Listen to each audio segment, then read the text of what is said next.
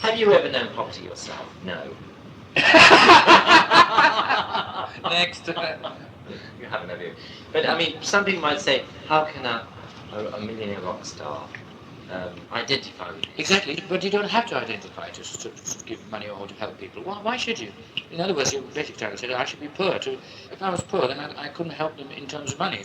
Sometimes it is very black and white. It's like, so some people have money and they want to sort of help the ones in need, you know. Yes. And so I don't think you have to actually suffer or actually sort of have to go to Ethiopia and live like that for a while and to actually sort of, you know, benefit.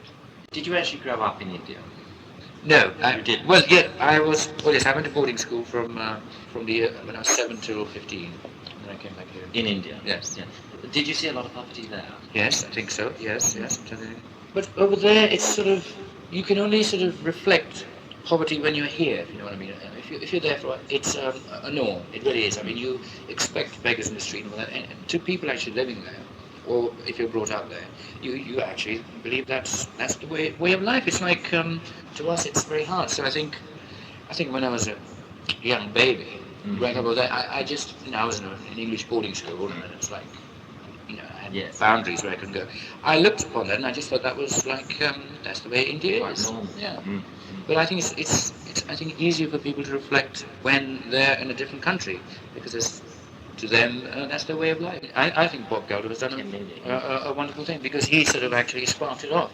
I'm sure we all had it in us to do that, but I mean, as we were doing it individually, fine, but it took someone like him to actually sort of drive, this is like a driving force, to actually sort of get us all to come together. And I think Bob Geldof, actually having flown over and all that, actually makes the people think that it is getting there. And I think we're going to do bits of Rhapsody and the ones. I think this, in this case, as far as I'm concerned, I think you should. That's what you want, because basically you're not trying to put across your new material or anything. It's not.